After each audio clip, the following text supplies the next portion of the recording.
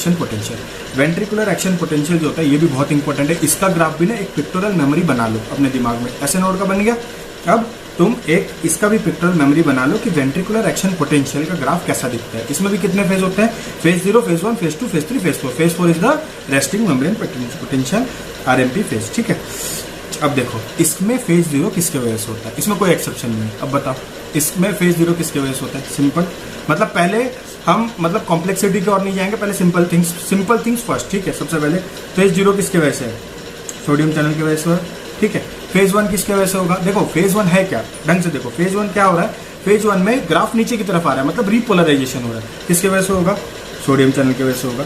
ठीक है, वैसे तो इन जनरल एक स्टेटमेंट आप अपने दिमाग में बैठा सकते हो, वो स्टेटमेंट ये है, डीपोलराइजेशन सोडियम, रिपोलराइजेशन आपका है पोटेशियम। ठीक है, अब उसके बाद कुछ ना कुछ एक्सेप्शन जहां भी है उसको एक दो बार आप रिवाइज करोगे तो आपको याद रह जाएगा।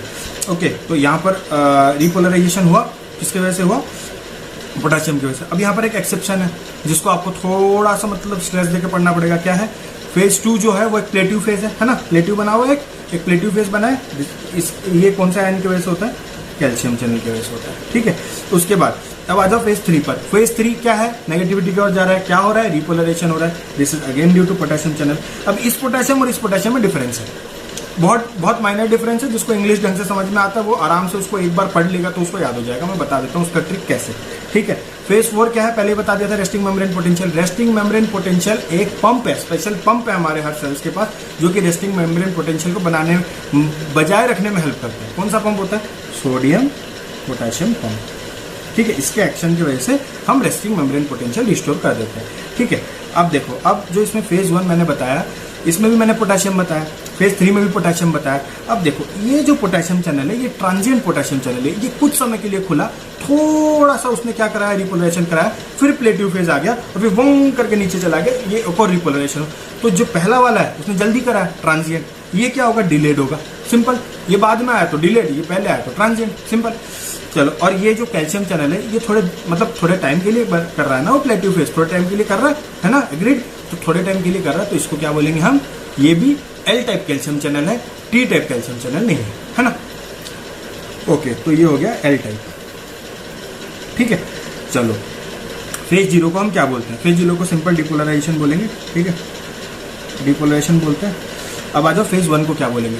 देखो सबसे पहले क्या होगा, देखो फेज 1 जो है रिपोलराइजेशन तो है, ठीक है, रिपोलराइजेशन है, ये अर्ली रिपोलराइजेशन है। ठीक है, दो बार यहाँ पर टोटल इस ग्राफ में देखो 2 बार रिपोलराइजेशन हो रहा है, मतलब 2 बार ग्राफ नीचे की तरफ जा रहा है, एक में भी जा रहा है, 3 में भी जा रहा है। तो जो पहला वाला है that is early repolarization, polarization, इसको हम बोलेंगे प्लेटिव फेज। इसके बाद इसको हम बोलेंगे लेट रिपोलराइजेशन, है ना, लेट रिपोलराइजेशन। और इसको हम बोलेंगे आरएमपी, रेस्टिंग मेम्ब्रेन पोटेंशियल। ठीक है, समझ गया, कॉन्सेप्ट क्लियर।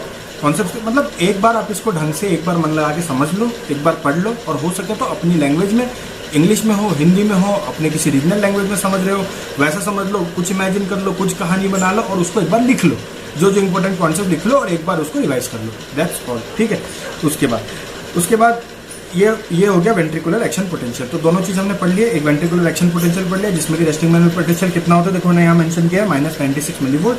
ठीक है, और ये पॉजिटिव +52 मिलीवोल्ट तक जाता है। ठीक है, ventricular action potential complete, S A node action potential complete. These are the 2 very important question from cardiac physiology. Phases के बारे में पूछते हैं, ग्राफ देके भी पूछ सकते हैं। अगर वेंट्रिकुलर एक्शन पोटेंशियल का ये ग्राफ आपको अच्छे से समझ में आ गया तो हम आगे जाके पढ़ेंगे anti arrhythmic drugs in pharmacology. तो फार्माकोलॉजी में जब हम एंटी एरिथमिक ड्रग्स पढ़ेंगे तो इस ग्राफ का बहुत बड़ा यूज है, क्योंकि wagons William classification for anti arrhythmic drugs is based on this graph. तब मैं आपको फिर से एक बार ये ग्राफ रिवाइज करा दूंगा और उसके बाद फिर बताऊंगा कि कौन सा ड्रग ग्राफ के कौन से पोजीशन पर एक्ट करता है। ठीक है, ओके, एक सिंपल क्वेश्चन है, मैंने आपको सारे फेज तो बता दिए, लेकिन आपको ये नहीं बताया कौन सा बाहर जाता है, कौन सा अंदर आता है। चलो okay, I will tell it now. अभी बताता हूँ मैं कि इसमें क्या हुआ है कि फेज 0 में सोडियम तो मैंने बता दिया, अभी सोडियम अंदर जाता है बाहर आता है, सिंपल सी बात है, डिपोलराइजेशन में सोडियम अंदर जाता है। सो इनवर्ड मूवमेंट ऑफ सोडियम। ठीक है, इसमें अर्ली रिपोलराइजेशन में क्या होगा, अर्ली में मैंने पहले ही बताया यहाँ पर पोटेशियम थोड़े टाइम के लिए आता है, तो ये ट्रांजिएंट, पहले तो ये ट्रांजिएंट पोटेशियम चैनल्स है ना, पोटेशियम चैनल्स है, ठीक है। यहाँ पर पोटेशियम चैनल ओपनिंग होता है, ठीक है, ओपनिंग होता है जिससे पोटेशियम चैनल बाहर की तरफ जाता है, ठीक है, तो ये आउट जाता है, बाहर जाता है, ठीक है। उसके बाद ये तो कैल्शियम चैनल एल टाइप होगा, लॉन्ग एक्टिंग, क्योंकि प्लेटिव फेज बना रहा है। उसके बाद पोटेशियम चैनल लेट रिपोलराइजेशन में जो होगा ये होगा डिलेट टाइप। ओके, अब यहाँ पर एक क्वेश्चन है, ठीक है, क्या है, resting coronary flow. Resting coronary flow मतलब एट रेस्ट हमारा कोरोनरी फ्लो कितना है। कोरोनरी फ्लो मतलब समझ लो, मतलब कि कोरोनरी फ्लो का मतलब होता है हमारी हार्ट में जो ब्लड रन कर रहे हैं in prospective of the organ, heart as an organ, heart as an organ अपने फंक्शनिंग के लिए जो ब्लड ले रहा है, तो उसमें रेस्टिंग कोरोनरी फ्लो कितना होता है, that is equal to 60 to 90 ml per 100 gram of tissues per minute. और एल्स इसको अगर आपको एक वैल्यू याद रखना है, that is 225 ml per minute, ठीक है। So resting coronary flow is equal to 60 to 90 ml per 100 gram of tissue per minute और 225 ml per minute. Okay, now the next important thing that is cardiac cycle. देखो cardiac cycle बहुत important चीज़ है, ठीक है।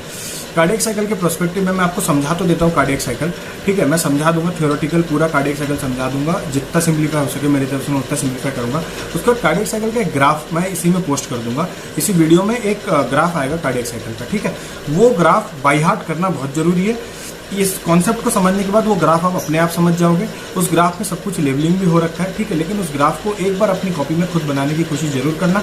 और उस graph से direct question आता है, या तो ग्राफ दिखा के पूछेगा, नहीं तो ग्राफ को लेबल कर देते हैं ABCD और वहां से क्वेश्चन आते हैं। Okay, let's start cardiac cycle. देखो यहाँ मैंने कार्डियक साइकिल में आर्टरी और वेंट्रिकल लिखा है। देखो इन जनरल एक चीज हमेशा याद रखना, जब भी हम सिस्टोल या फिर डायस्टोल की बात करते हैं तो मतलब ग्रॉस ये हमारी आदत, या फिर इन जनरल हम सिस्टोल और डायस्टोल हरदम वेंट्रिकल के रेस्पेक्ट में बात करते हैं। ऑलवेज वेंट्रिकुलर कॉन्ट्रैक्शन है सिस्टोल, वेंट्रिकुलर रिलैक्सेशन है डायस्टोल, दिस एंड ब्ला ब्ला जो भी है हम वेंट्रिकल्स के रेस्पेक्ट में बात करते हैं। लेकिन वही सेम चीज कॉन्ट्रैक्शन और रिलैक्सेशन तो एट्रिया में भी होता है ना।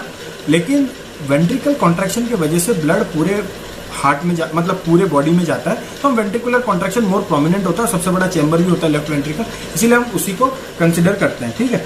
चलो, तो कार्डियक साइकिल में सिस्टोल और डायस्टोल। देखो एट्रिया में cardiac cycle in total 0.8 second का होता है। सिस्टोल प्लस डायस्टोल का अगर एडिशन करेंगे इन टोटल ये आएगा 0.8 सेकंड। अगर एट्रियल सिस्टोल देख रहे हैं तो 0.1 सेकंड और उसका डायस्टोल होता है 0.7 सेकंड, तो ये कितना हो गया 0.8 सेकंड। वेंट्रिकल की बात करें तो 0.3 सेकंड और 0.5 सेकंड, ये भी हो गया टोटल 0.8 सेकंड। तो एट्रिया जो है उसका सिस्टोल होता है 0.1 सेकंड के लिए, उसका डायस्टोल होता है 0.7 सेकंड के लिए, और वेंट्रिकल का सिस्टोल होता है 0.3 सेकंड के लिए और वेंट्रिकल का डायस्टोल होता है 0.5 सेकंड के लिए, इन टोटल होता है 0.8 सेकंड के लिए।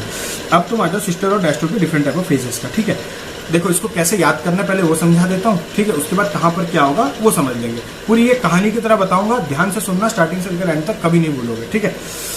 सिस्टली मतलब क्या, कॉन्ट्रैक्शन। सिस्टोल का मतलब तो हम इन जनरल यही समझते हैं ना, कॉन्ट्रैक्शन। तो सबसे पहले ये समझ लो, इसमें होगा आइसो वॉल्यूमेट्रिक कॉन्ट्रैक्शन।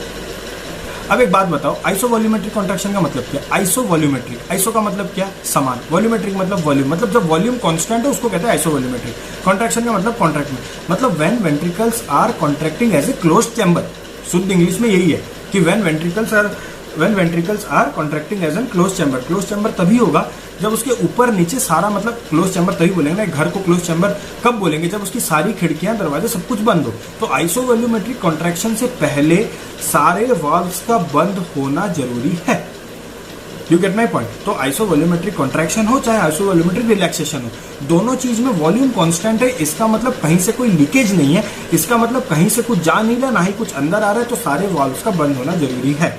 तो आइसोवॉल्यूमेट्रिक कॉन्ट्रैक्शन से जस्ट पहले क्या होगा, जो एट्रिया और वेंट्रिकुलर एवी वाल्व्स, एट्रिया और वेंट्रिकुलर वाल्व्स वो बंद होंगे। अब एवी वाल्व्स कितने होते हैं बताओ? 2 होते हैं, है ना।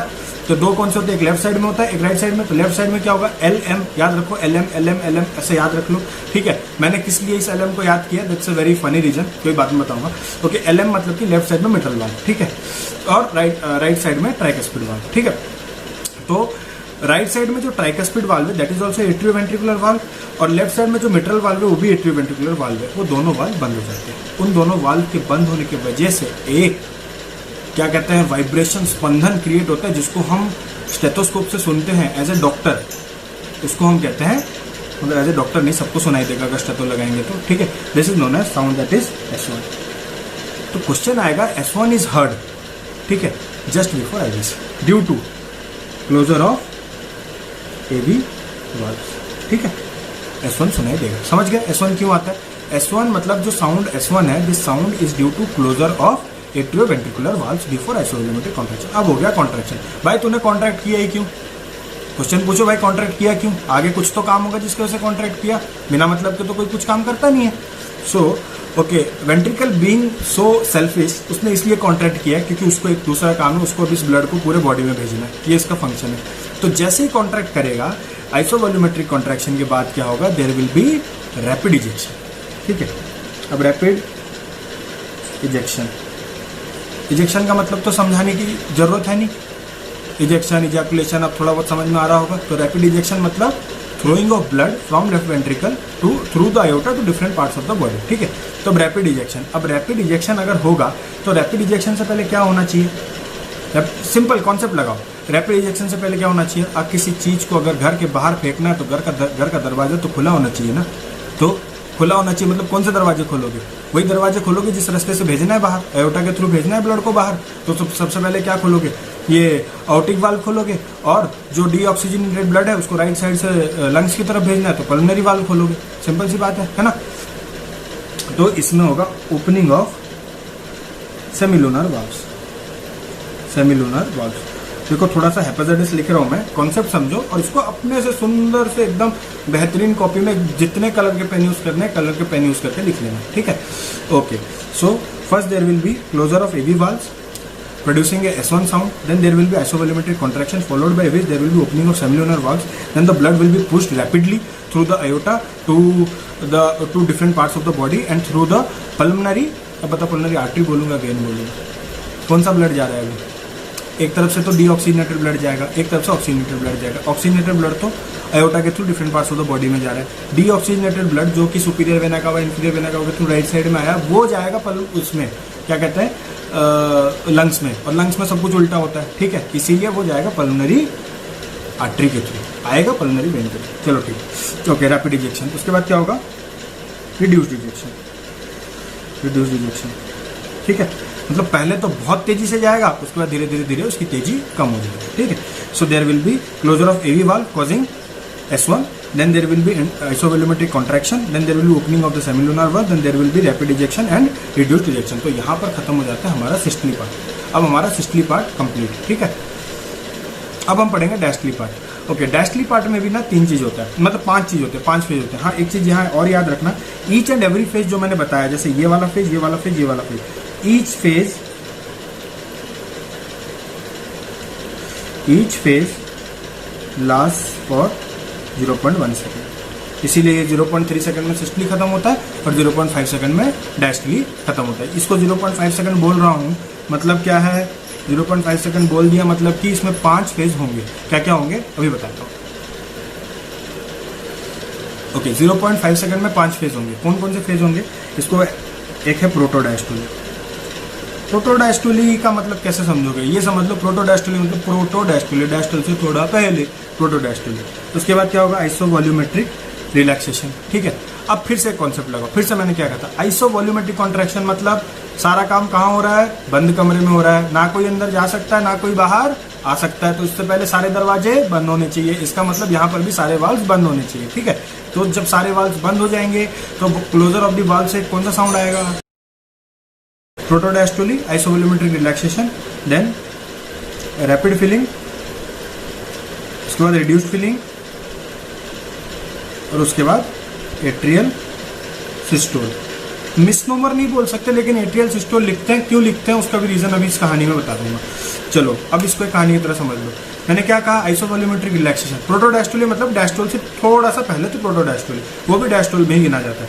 अब देखो आइसोवॉल्यूमेट्रिक रिलैक्सेशन का मतलब क्या हुआ, आइसोवॉल्यूमेट्रिक मतलब बंद कमरे में, मतलब ना तो कोई अंदर आ सकता है ना ही कोई बाहर जा सकता है, तो ये हो गया आइसोवॉल्यूमेट्रिक रिलैक्सेशन। मैंने पहले भी बताया था आइसोवॉल्यूमेट्रिक कॉन्ट्रैक्शन के टाइम, वैसे ही आइसोवॉल्यूमेट्रिक रिलैक्सेशन के टाइम भी वाल्व्स बंद होने चाहिए, because here also ventricle will be contracting as an closed chamber.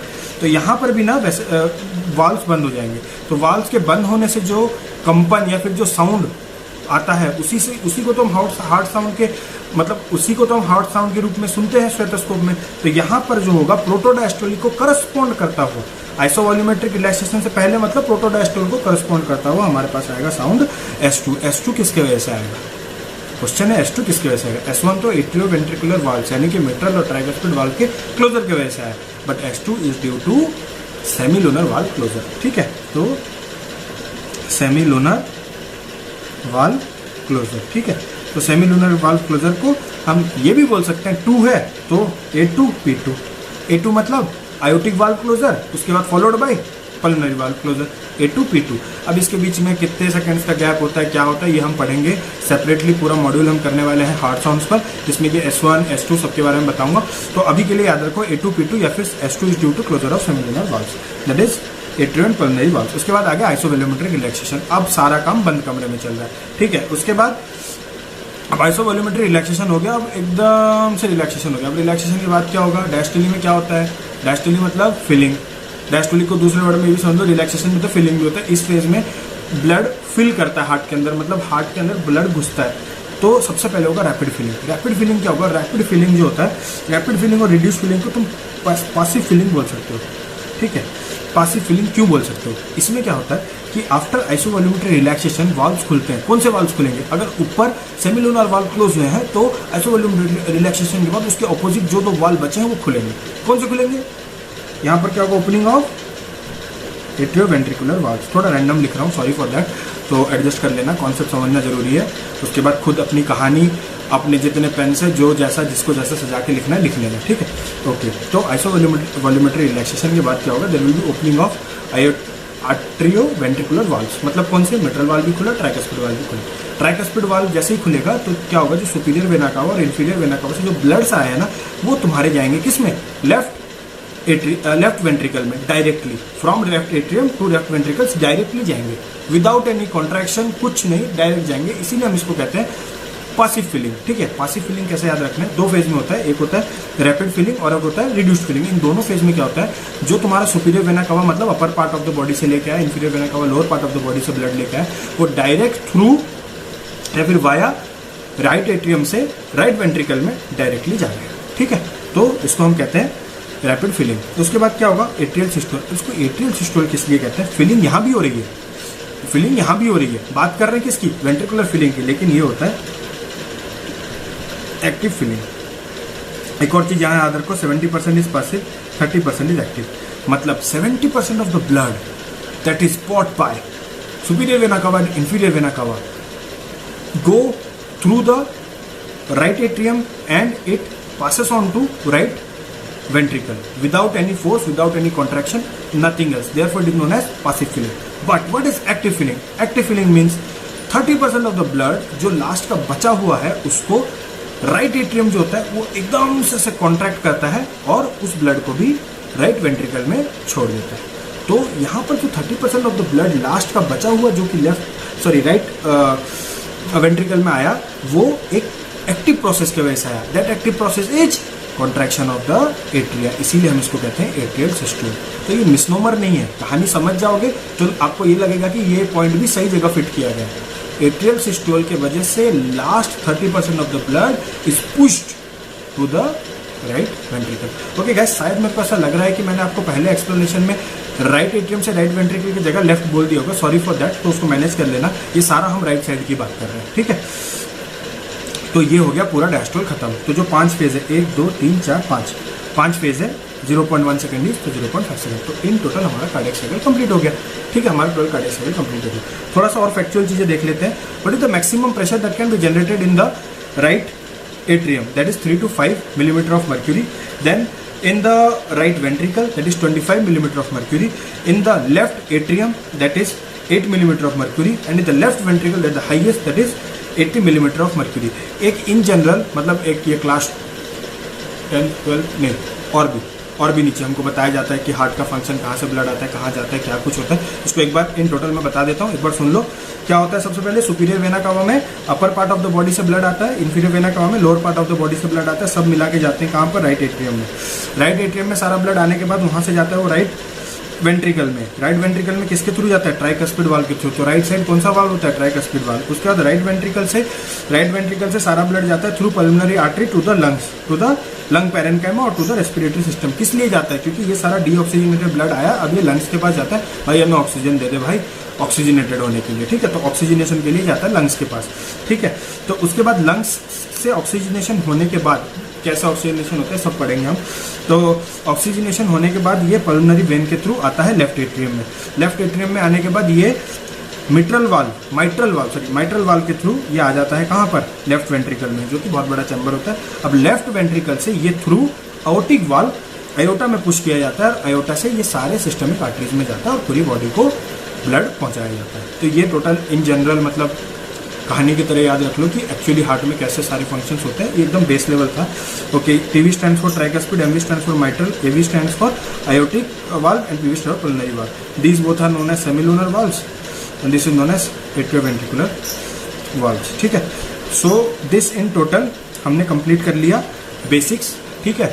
और Vaughan's William classification of anti arrhythmic drugs pharmacology की पार्ट में मैं वो भी बता दूंगा।